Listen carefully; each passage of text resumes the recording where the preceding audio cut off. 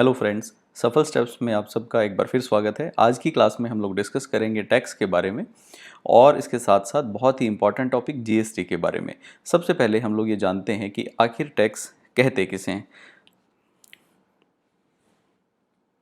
तो देखिए, टैक्स एक कंपलसरी पेमेंट है जो जनता के द्वारा सरकार को किया जाता है। इसका मतलब है कि किसी भी देश में सरकार को खर्चे चलाने के लिए जो पैसे चाहिए वो जनता से वसूलती है, और अगर जनता के ऊपर कर का दायित्व आता है तो उसे टैक्स देना ही पड़ेगा, ना चुकाने का विकल्प नहीं होता। और बहुत ही खास बात, अगर आपके ऊपर कर चुकाने की जिम्मेदारी है तो आप टैक्स तो दोगे, लेकिन सरकार बदले में किसी भी वस्तु या सेवा की कोई गारंटी आपको नहीं देती है। टैक्स भारत में जब भी लिया जाता है तो हमारा संविधान कहता है कि कर लगाने से पूर्व कोई कानून बनाना जरूरी है। तो टैक्स हमेशा किसी न किसी कानून के अंतर्गत लिया जाता है, और कानून हमारे भारत के सारे लिखित होते हैं। भारत में दोहरी सरकार की संरचना है। केंद्र स्तर पे केंद्र सरकार और हर राज्य की अपनी इंडिपेंडेंट स्टेट गवर्नमेंट है। दोनों ही सरकारों को टैक्स लगाने की शक्ति दी गई है। हम लोग जानते हैं कि हमारे संविधान में 3 अनुसूचियां हैं: संघ सूची, राज्य सूची और संवर्ती सूची, जिनके माध्यम से कानून बनाने की शक्तियों का विभाजन हुआ है। और उन्हीं शक्तियों से, उन्हीं सूचियों से ये पता चलता है कि कौन सी सरकार कौन सा कर लगाएगी। अगर राज्य सूची का विषय है तो राज्य सरकार के पास कर लगाने की शक्ति होगी, और अगर संघ सूची का विषय है तो सेंट्रल गवर्नमेंट के पास में कर लगाने की शक्ति होगी। भारत में टैक्स 2 प्रकार के होते हैं। एक होता है प्रत्यक्ष कर और दूसरा होता है अप्रत्यक्ष कर। प्रत्यक्ष कर वो है जिसमें जिस व्यक्ति की कर चुकाने की जिम्मेदारी है वो अपना बोझ, टैक्स का भार स्वयं वहन करता है, दूसरे के ऊपर नहीं डाल सकता, जैसे कि आयकर, इनकम टैक्स। दूसरा अप्रत्यक्ष कर वो टैक्स जिसमें कर चुकाने के लिए जिम्मेदार कोई और व्यक्ति है, लेकिन खुद अपना टैक्स का भार उठाने की बजाय अपने कर का भार वो दूसरे पे डाल देता है, जैसे कि जीएसटी। दुकानदार अपना टैक्स खुद ना देके ग्राहक से वसूल लेता है, इसको हम लोग इनडायरेक्ट टैक्स बोलते हैं। टैक्स लगाने की जो प्रणालियां हैं वो भी अलग अलग प्रकार की होती हैं। पहली प्रणाली है जिसका नाम है प्रोग्रेसिव या प्रगतिशील कर। प्रगतिशील कर का मतलब होता है वो सिस्टम जिसके अंदर अमीर के ऊपर ज़्यादा और गरीब पे कम टैक्स लगे, कमाई के साथ साथ टैक्स का भार बढ़ता जाए, तो प्रोग्रेसिव टैक्स कहलाएगा। रिग्रेसिव टैक्स उल्टा होता है, ऐसा कर जिसके अंदर अमीर व्यक्ति के ऊपर कर का भार कम हो, गरीब पे ज़्यादा हो, कमाई बढ़ने के साथ साथ कर का भार कम होता जाए, तो रिग्रेसिव टैक्स कहलाता है। और अनुपातिक कर हम उसे कहते हैं जिस कर के अंदर आय के सभी स्तर पे टैक्स बराबर रहे, आय के बढ़ने या घटने से टैक्स पे कोई फर्क ना पड़ता हो, तो उसको हम लोग अनुपातिक कर बोलते हैं। हमारे देश में 2 प्रकार की सरकारें, केंद्र और राज्य। केंद्र सरकार भी टैक्स लेगी और राज्य सरकार भी लेगी। सबसे पहले हम लोग जानते हैं कि केंद्र सरकार कौन कौन से प्रत्यक्ष कर लेती है। केंद्र सरकार के प्रत्यक्ष करों में सबसे बड़ा, या मैं कहूँ आज के दिन लगभग एकमात्र टैक्स है, जिसका नाम है आयकर। आयकर हम 2 व्यक्तियों से वसूलते हैं, एक तो कई व्यक्तियों से वसूलते हैं, जिसमें से एक तो प्राकृतिक व्यक्ति या मनुष्य है। मनुष्य से जब हम कर वसूलते हैं तो हम उसको नाम दे देते हैं निजी आयकर या पर्सनल इनकम टैक्स। ठीक ऐसे ही मनुष्य की जगह यही टैक्स हम लोग कंपनियों से भी वसूलते हैं। कंपनियों से जब आयकर वसूला जाएगा तो उसको हम लोग निगम कर का नाम दे देते हैं। निजी आयकर हम लोग कैसे निकालेंगे? हमारे भारत में आयकर लेने के लिए एक कानून बना हुआ है जिसका नाम है आयकर अधिनियम 1961। अब चाहे किसी से भी टैक्स लेना हो, आयकर अधिनियम 1961 ही लागू होगा। निजी कर मनुष्य की आय पर लगता है। सबसे पहले हम एक व्यक्ति के लिए ये पता लगाते हैं कि उसने कुल मिला के पूरे साल भर में कितना पैसा कमाया। उसके बाद जो भी राशि प्राप्त होती है उस आय के ऊपर हम कुछ छूट देते हैं। उस छूट को घटाने के बाद शेष अमाउंट पर टैक्स लगा देते हैं। टैक्स लगाने के बाद जो टैक्स का अमाउंट आता है उसके ऊपर हम लोग अधिभार वसूलते हैं, जिसको हम लोग अंग्रेजी में नाम दे देते हैं सरचार्ज। और इसके साथ साथ हम लोग अधिभार और टैक्स दोनों की राशि को जोड़ के उसके ऊपर लगा देते हैं उपकर, जिसको अंग्रेजी में हम लोग बोलते हैं सेस। तो सबसे पहले किसी भी व्यक्ति की इनकम ज्ञात करेंगे, इनकम के ऊपर लगाएंगे हम लोग कर या टैक्स, फिर टैक्स के ऊपर हम लोग लगाते हैं सरचार्ज, और सरचार्ज के ऊपर हम लोग लगाते हैं सेस। उसके बाद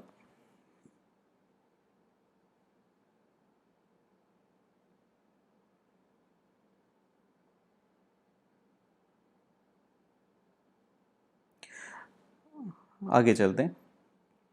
कुछ परिस्थितियों के अंदर हम लोग टैक्स में राहत भी देते हैं, और हम ये जानते हैं कि हमारे भारत में टैक्स के रेट जो निकाले गए हैं वो अलग अलग निकाले गए हैं।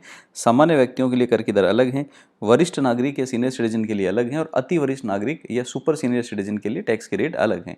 मैं जस्ट आपको एग्जाम्पल दे रहा हूँ। इन टैक्स के रेट्स को अगर आप लोग याद ना भी करें तो भी चल जाएगा, बस सिंपल सा एक बार देख लीजिए वो क्या है। देखिए, कर की जो दरें हैं सामान्य व्यक्तियों के लिए सामान्य व्यक्ति का मतलब ऐसे महिला और पुरुष जिनकी उम्र अभी 60 साल की नहीं हुई है। अगर उनकी कमाई 0 से लेके 2.5 लाख के बीच में है तो उनको कोई टैक्स देने की ज़रूरत नहीं है। अगर कमाई 2.5 लाख से ज़्यादा है लेकिन 5 लाख से ज़्यादा नहीं है तो 5% कर चुकाना पड़ेगा। अगर कमाई 5 लाख से भी ज़्यादा है लेकिन 10 लाख से ज़्यादा नहीं है तो 20% टैक्स देना पड़ेगा। और अगर कमाई 10 लाख से भी ज़्यादा हो जाती है तो 30% टैक्स चुकाना पड़ता है।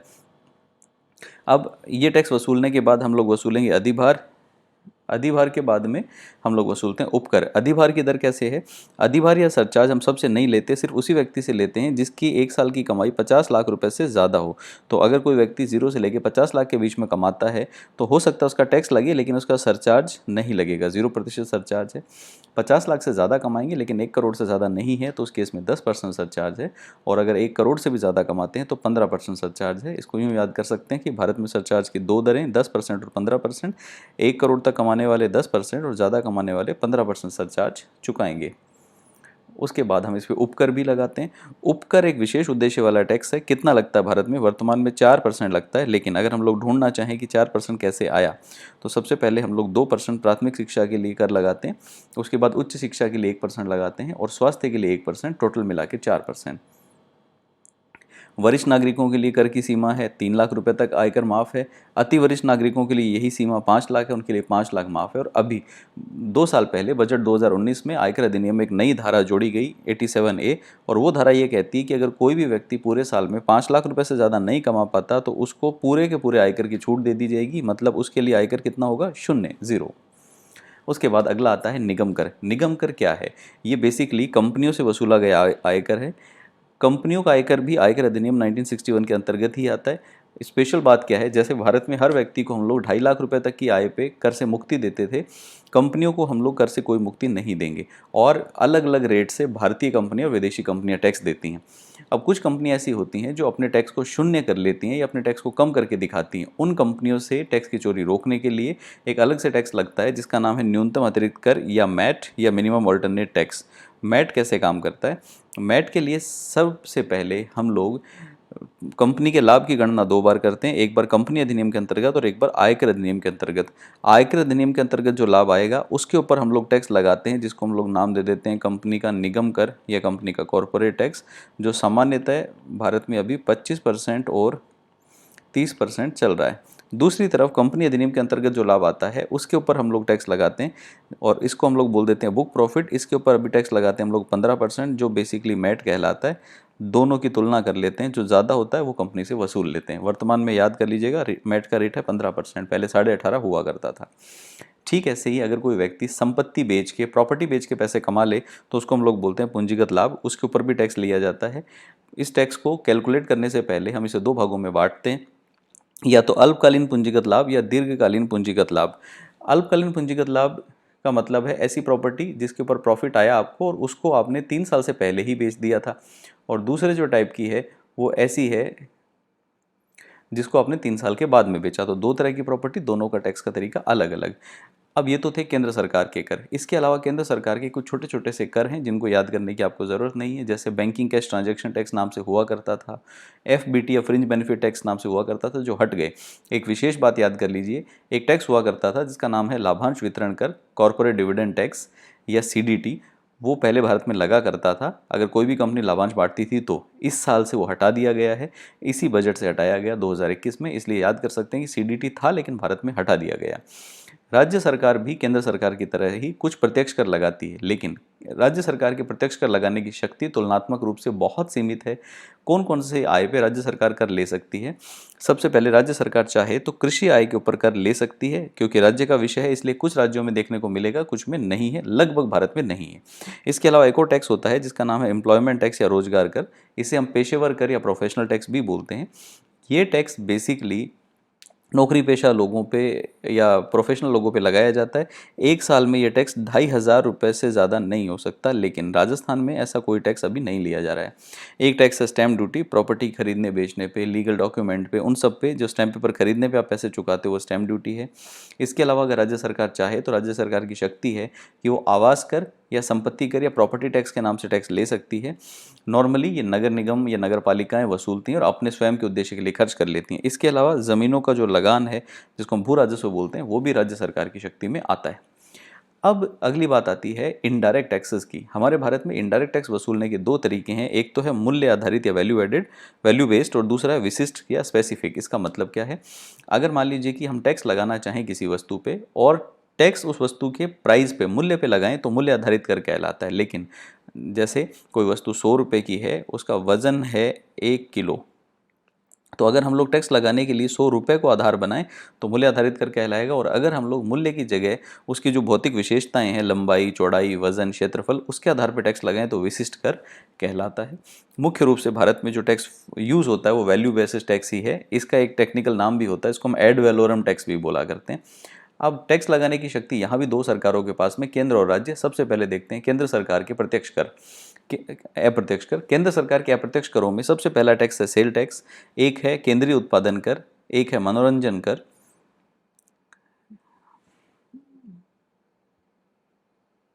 अच्छा, केंद्रीय सरकार के टैक्सों में सबसे पहले देखें तो एक केंद्र सरकार का टैक्स होता है जिसका नाम है सेवा कर, सर्विस टैक्स।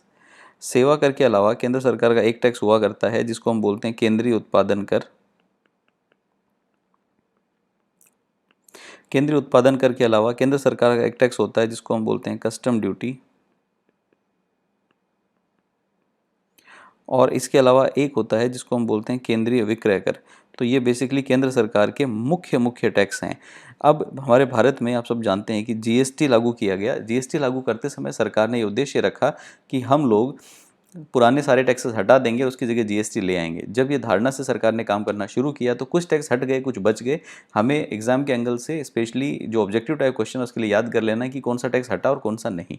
जब जीएसटी लाया गया तो सेवा कर पूरी तरह से समाप्त हो गया। आज के दिन सेवा कर नाम का कोई टैक्स नहीं है। दूसरा टैक्स है केंद्रीय उत्पादन कर। केंद्रीय उत्पादन कर नशीले पदार्थों पर नहीं लगता था, बाकी चीज़ों पर लगता था। पेट्रोलियम को छोड़ के बाकी सब चीज़ों का जो टैक्स है वो समाप्त कर दिया गया। तो आज के दिन ये सिर्फ और सिर्फ पेट्रोलियम पे है, बाकी किसी भी चीज़ पे केंद्रीय उत्पादन कर नहीं है, जीएसटी में शामिल कर लिया गया। कस्टम ड्यूटी कई नाम से लगती है, जिसमें से एक कस्टम ड्यूटी है जिसका नाम है बेसिक कस्टम ड्यूटी, वो आज भी है। और इसके अलावा बाकी सभी प्रकार की कस्टम ड्यूटी जीएसटी में मिली, खत्म हो गई। एक केंद्रीय विक्रय कर है, ये पूरी तरह से खत्म और इसकी जगह आज के दिन ले ली जीएसटी ने। तो ये केंद्र सरकार के करों की हालत। उसके बाद राज्य सरकार भी अप्रत्यक्ष कर लगाती है, जिसमें से पहला है सेल टैक्स। इस सेल टैक्स को राज्य सरकारें वैल्यू एडेड टैक्स या वैट भी बोला करती थी। ये टैक्स पूरी तरह से समाप्त करके जीएसटी में मिलाना था, लेकिन शराब या नशीले पदार्थ या फिर पेट्रोलियम, इनको छोड़ के बाकी सब चीज़ों का जो वैट है वो पूरी तरह से समाप्त हो गया और आज के दिन जीएसटी में मिला दिया गया। दो चीज़ों पे आज भी लगता है। उत्पादन कर, इसको हम राज्य उत्पादन कर बोल सकते हैं। शराब, नशीले पदार्थ के उत्पादन पे राज्य सरकार उत्पादन कर लगाती है। इसे जीएसटी में मिलाना था, लेकिन इसको जीएसटी में मिलाने की कार्रवाई पूरी तरह से फेल हो गई और ये आज भी जैसा था वैसे ही लगता है। जीएसटी के आने से इसकी सेहत पे कोई असर नहीं पड़ा। मनोरंजन कर, ऑक्ट्रॉय, चुंगी, प्रवेश कर या राज्य सरकार के अन्य कर जो भी थे वो सब के सब समाप्त हो गए। इन सब की जगह ले ली जीएसटी ने। अब हमारे लिए सबसे महत्वपूर्ण सवाल, एग्जाम में कई बार ऑब्जेक्टिव टाइप में प्रश्न पूछ लिया जाता है, पूछा भी गया है 1-2-3 बार कि निम्न में से कौन सा कर जीएसटी में सम्मिलित हो गया और कौन सा कर जीएसटी में सम्मिलित नहीं हुआ। तो वो आपको याद करना पड़ेगा जो अभी अभी मैंने आपको बताया। इन टैक्सेस के अलावा बिजली के उत्पादन वितरण के ऊपर जीएसटी लगता ही नहीं है, वो इसके दायरे से बाहर है। अब भारत में जीएसटी लागू कैसे हुआ ये आपको याद करने की ज़रूरत नहीं है, बस आप ये याद कर लीजिए कि भारत में जीएसटी लागू करने के लिए संविधान में संशोधन किया गया। संविधान में संशोधन के लिए संशोधन विधेयक प्रस्तुत किया गया। संशोधन विधेयक था 122वां और उस 122वें संशोधन विधेयक के माध्यम से जो संशोधन किया गया उसका संशोधन नंबर था 101। तो 101वां संशोधन किया गया, उससे जीएसटी लागू हुआ। जीएसटी भारत में, संपूर्ण भारत में लागू हुआ 1 जुलाई 2017 को। तो 1 जुलाई 2017 को पूरे भारत में एक साथ जीएसटी लागू कर दिया गया। जीएसटी में विशेषताओं की बात करें तो जीएसटी में कुछ एक विशेषताएं आप याद कर सकते हैं कि जीएसटी एक तो मूल्य आधारित है, वैल्यू पे लगता है। जीएसटी किस पे लगता है? मूल्य पे, वैल्यू पे। और उसमें भी किस पे लगता है जीएसटी? सिर्फ वैल्यू एडिशन पे, मूल्य संवर्धन के सिद्धांत पे जीएसटी आधारित है। जीएसटी एक ब्रॉड टैक्स या व्यापक कर है। व्यापक कर का मतलब है लगभग सभी टैक्स इसमें सम्मिलित हो गए। इसके अलावा एक और खास बात क्या है कि जीएसटी में हम लोगों ने इसको पूरी तरह से ऑनलाइन बनाया। तो जीएसटी 100% ऑनलाइन टैक्स है, सारे काम ऑनलाइन होते हैं। जीएसटी गंतव्य आधारित कर है। इसका मतलब है जीएसटी अगर दो राज्यों के बीच में बांटना हो तो फ़ायदा उस राज्य को मिलता है जो गंतव्य स्थल है। तो इसकी कुछ छोटी छोटी बातें आप याद कर सकते हैं। अब एक इसमें बहुत इंपॉर्टेंट बात है, जीएसटी काउंसिल या जीएसटी परिषद, ये क्या है? जीएसटी जब लाया गया तो जीएसटी में बार बार परिवर्तन होने की संभावना थी। इसको दूर करने के लिए, इस काम को करने के लिए संविधान निर्माताओं ने, जीएसटी निर्माताओं ने बेसिकली संविधान में एक नया प्रावधान जोड़ दिया, इसका नाम जीएसटी काउंसिल है। जीएसटी काउंसिल के अंदर केंद्र सरकार और राज्य सरकार दोनों के सदस्य होते हैं। तो केंद्र सरकार के सदस्य भी भाग लेंगे, राज्य के भी भाग लेंगे। केंद्र की तरफ से भी वित्त मंत्रालय या वित्त मंत्री भाग लेगा, राज्यों की तरफ से भी हर राज्य का वित्त मंत्री, कर मंत्री, जीएसटी मंत्री भाग लेता है। सभी लोग बैठ के मीटिंग करते हैं, मीटिंग के अंदर डिसाइड करते हैं कि कौन सा टैक्स बढ़ाना है, कौन सा हटाना है, किस पे जीएसटी ज़्यादा लगेगा, किस पे कम लगेगा। जब ये मीटिंग करते हैं तो उसमें सभी डिसीजन मतदान के माध्यम से होंगे। राज्य सरकार जब वोट डालेगी तो राज्य सरकार के मतों का मूल्य मानते हैं हम 2/3। 2/3 का मतलब हो गया लगभग 66.67%। और केंद्र सरकार वोट डालेगी तो उसके मतों का मूल्य मानेंगे 1/3, जो हो गया लगभग 33.33%। लेकिन इन दोनों में से कोई भी बहुमत से निर्णय ऐसे नहीं होगा। बहुमत से निर्णय करने के लिए हमें 3/4 बहुमत चाहिए, जो हो गया लगभग 75%। तो किसी भी डिसीजन के लिए 75% बहुमत हमें चाहिए होता है। उसके बाद जीएसटी के अंदर एक इनपुट टैक्स क्रेडिट सिस्टम मिलता है। इनपुट टैक्स क्रेडिट सिस्टम का मतलब होता है, सबसे पहले सेल का टैक्स निकाल लो और सेल के टैक्स में से परचेज का टैक्स घटा दो, तो sale tax minus purchase tax, या आप बोल सकते हैं tax on output minus tax on input. Objective के लिए, प्रीलिम्स के लिए ये बात बहुत इंपॉर्टेंट नहीं है, मेंस के लिए काम आती। उसके बाद जीएसटी जब लागू हुआ तो जीएसटी में ये शंका थी कि व्यापारी लोग जीएसटी की वजह से जो टैक्स में बचत होगी वो ग्राहकों को नहीं देंगे, खुद ही अपनी जेब में रख लेंगे, जिसको हम लोग नाम देते हैं कि वो मुनाफाखोरी करेंगे। इसकी रोकथाम के लिए भारत में जीएसटी रोकथाम प्राधिकरण, जीएसटी मुनाफाखोरी रोकथाम प्राधिकरण का गठन किया गया। जब भी कोई व्यापारी जीएसटी देना चाहता है तो उसको सबसे पहले जीएसटी में अपना पंजीकरण कराना पड़ता है और उसके लिए उसको एक नंबर लेना पड़ता है जिसको हम बोलते हैं GSTIN। कहाँ से मिलता है ये? एक जीएसटी की वेबसाइट है जिसका नाम है gst.gov.in। इस वेबसाइट पे जाके व्यापारी को अपना पंजीकरण कराना है। पंजीकरण कराने पे उसको जीएसटीआईएन नंबर मिलता है। GSTIN number basically GST identification number या पहचान संख्या है। व्यापारी जो भी बातचीत आगे करेगा इस नंबर के माध्यम से करेगा। समय समय पे छूट बदली जाती है। वर्तमान में 40 लाख रुपए तक के टर्नओवर वाले व्यापारी को जीएसटी देने की ज़रूरत या पंजीकरण कराने की ज़रूरत नहीं है। नॉर्थ ईस्ट के लिए ये लिमिट अलग होती है। एक बार आपने पंजीकरण करा लिया तो हर महीने आपको अलग अलग सूचनाएं कागज़ पे लिख के ऑनलाइन माध्यम से जीएसटी अथॉरिटी के पास में जमा करानी होती हैं, जिनको हम जीएसटी विवरण बोलते हैं, अलग अलग नाम से जानते हैं। जैसे कि उसको हम लोग शॉर्ट में जीएसटीआर बोलते हैं। तो GSTR1, GSTR2, GSTR3, GSTR3B, GSTR4, 7, 8 आदि। उसके बाद जीएसटी में एक स्कीम चलाई जाती है जिसका नाम है composition scheme. Composition scheme optional होती है, ऐच्छिक होती है, मतलब ये योजना लागू सब पे नहीं होती, सबको विकल्प है। जिसका मन करे उस योजना का लाभ ले, जिसका मन करे वो मना कर सकता है। इस कॉम्पोजिशन स्कीम का लाभ बेसिकली छोटे व्यापारियों को दिया जाता है। छोटे व्यापारी का मतलब है ऐसा व्यापारी जिसका 1 साल का टर्नओवर 1.5 करोड़ से ज़्यादा नहीं है। उस व्यापारी के पास 2 विकल्प होंगे। कौन से? एक तो वो सामान्य जीएसटी जो सभी पे लागू होता है वो वाला दे सकता है, और अगर सामान्य जीएसटी ना देना हो तो वो इस कंपोजिशन स्कीम में आके भी काम कर सकता है। फ़ायदा क्या है? कंपोजिशन स्कीम में जो आएंगे उनको कर की अनुपालना में हम लोग छूट देंगे, और कर की अनुपालना में छूट देने के साथ साथ उनको टैक्स का रेट घटा के हम लोग कर देंगे 1%। तो लगभग 1% सीधा सीधा सेल का टैक्स दे के वो लोग छूट सकते हैं। कुछ रिस्ट्रिक्शन भी लगाते हैं उन पे, जैसे 2 राज्यों के बीच में विक्रय नहीं कर सकते, वो टैक्स का बिल जारी नहीं कर सकते, इनपुट क्रेडिट नहीं ले सकते। तो ये कंपोजिशन स्कीम कहलाती है। क्यों बनाई गई? इसका ऑब्जेक्टिव ये है कि जो छोटे व्यापारी हैं उनको टैक्स अनुपालन में कठिनाई होती है तो थोड़ी राहत मिल जाए। अगला है जिसका नाम है ई वे बिल। ई वे बिल क्या है? जब भी कोई भी प्रोडक्ट एक स्थान से दूसरे स्थान पे लेके जाना हो तो रास्ते में जो ट्रक ड्राइवर या जो ट्रांसपोर्ट वाला है उसको एक कागज़ साथ में रखना पड़ता है, जिसको हम ई वे बिल बोलते हैं। ई वे बिल बेसिकली जीएसटी की वेबसाइट से जारी होता है और हर बार ज़रूरी है अगर आप 50,000 से ज़्यादा के मूल्य की वस्तुएं एक स्थान से दूसरे स्थान पर ले जा रहे हैं, ये ई वे बिल कहलाता है।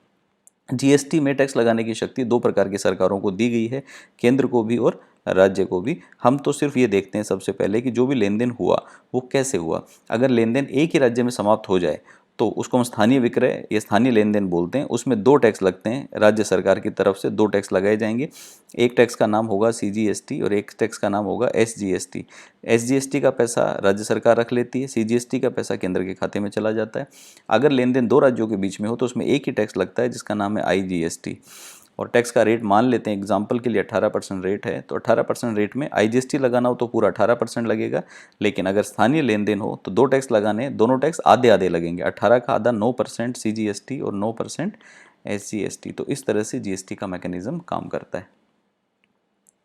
तो आज की क्लास में इतना ही। हम लोग जल्दी ही मिलेंगे एक और शानदार कॉन्सेप्ट के साथ में। तब तक आप सब लोग इन वीडियोस को देखते रहिए, रिवाइज करते रहिए, पढ़ते रहिए। अगर हमारा कंटेंट आपको पसंद आता है तो इसको लाइक कीजिए, चैनल को सब्सक्राइब कीजिए, ज़्यादा से ज़्यादा लोगों के साथ शेयर कीजिए। धन्यवाद।